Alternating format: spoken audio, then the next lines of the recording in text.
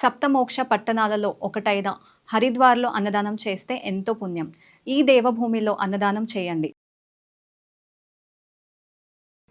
దగ్గర నుంచి కమ్యూనికేషన్ రావాలని నేను ఎక్స్పెక్ట్ చేయలే. వారు పెద్దవారు, వారికి అనేకమైన పనులు ఉంటాయి. మొత్తం పార్టీని ఇప్పుడు పునర్నిర్మించుకోవాల్సిన అవసరం ఉంది. తెలంగాణకు జరుగుతున్నటువంటి అన్యాయాన్ని వారు ఎప్పటికప్పుడు దిశానిర్దేశం చేయాల్సిన అవసరం ఉంది. కానీ వర్కింగ్ ప్రెసిడెంట్ గారి దగ్గర నుంచి ఫోన్ రాకపోవడం మాత్రం ఒక మాట అనిపించింది నాకు. నేను కేసీఆర్ గారి బిడ్డను, నేను కూర్చొని ప్రెస్ మీట్ పెడితేనే రెస్పాన్స్ రాలేదంటే మరి ఇంకో మామూలు మహిళా కార్యకర్తకు బీఆర్ఎస్ పార్టీలో మన అన్యాయం జరిగితే రెస్పాన్స్ వస్తుందా? నాకైతే అనిపించలేదు.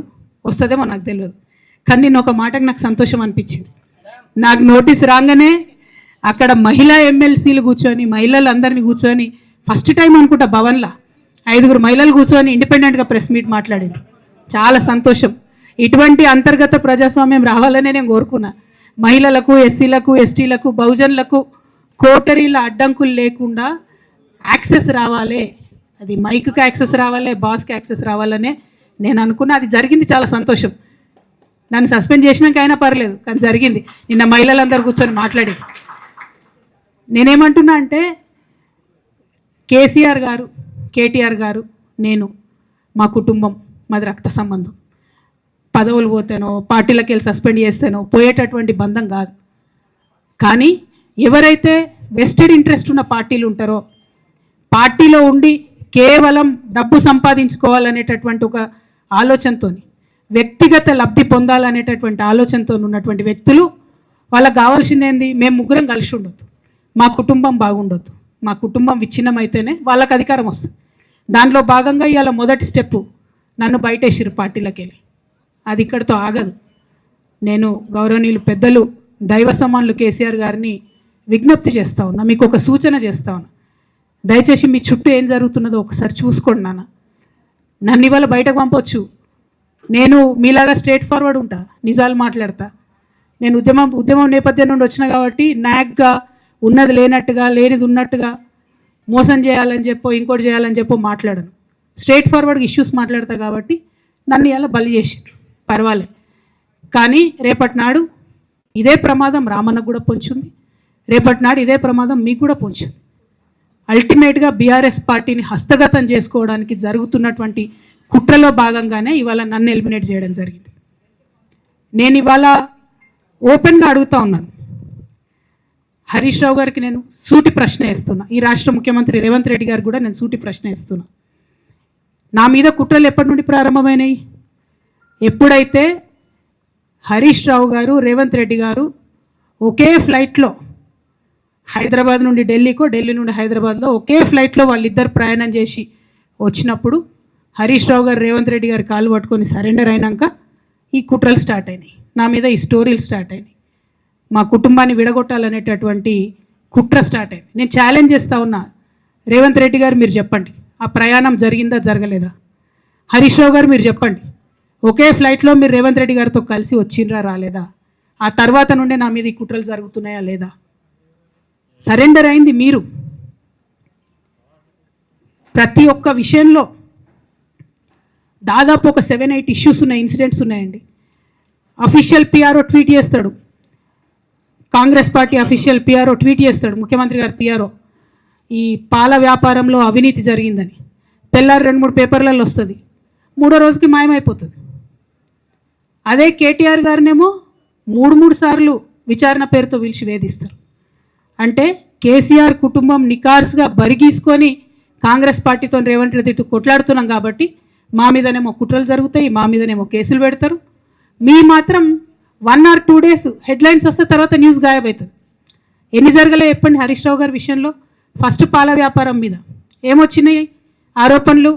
ఆనాడు బీఆర్ఎస్ పార్టీ గవర్నమెంట్లో SC, ST, BC హాస్టళ్లకు Harish Rao గారి పాల వ్యాపారం నుంచి పాలు సప్లై చేసిరనే ఆరోపణలు అయోధ్య రెడ్డి గారు ట్వీట్ చేసిరు. గతం 2 రోజులు పోయింది ఆరోపణ.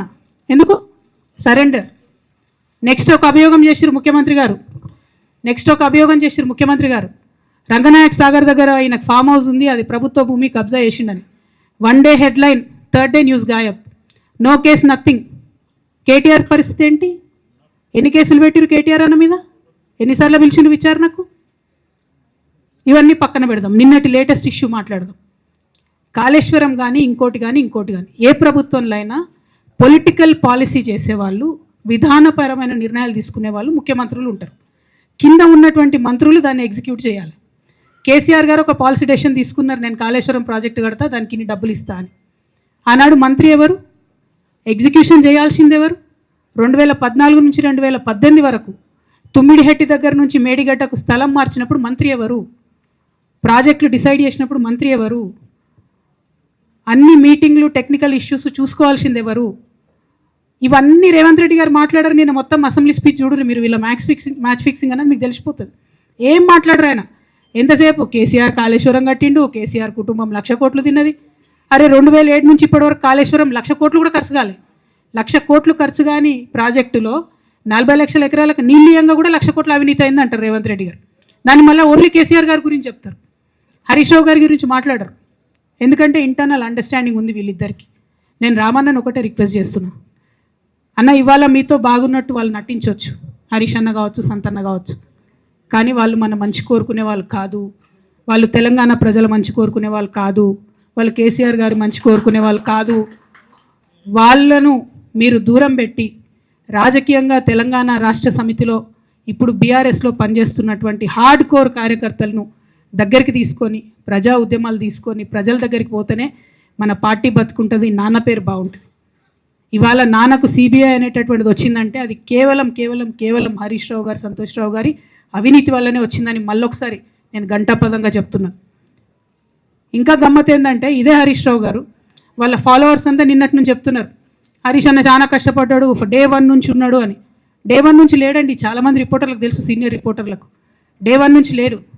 పెద్దసారు టీడీపీ నుంచి బయటకు వస్తుంటే, మామయ్య మనకెందుకు, డిప్యూటీ సీఎం మనం ఎందుకు రాజీనామా చేయాలి, ఈ ఉద్యమం ఏమవుతుందో, ఈ పార్టీ ఏమవుతుందో మనకు రిస్క్ ఎందుకని ఆనాడు ఈనాడు పేపర్లో వచ్చింది.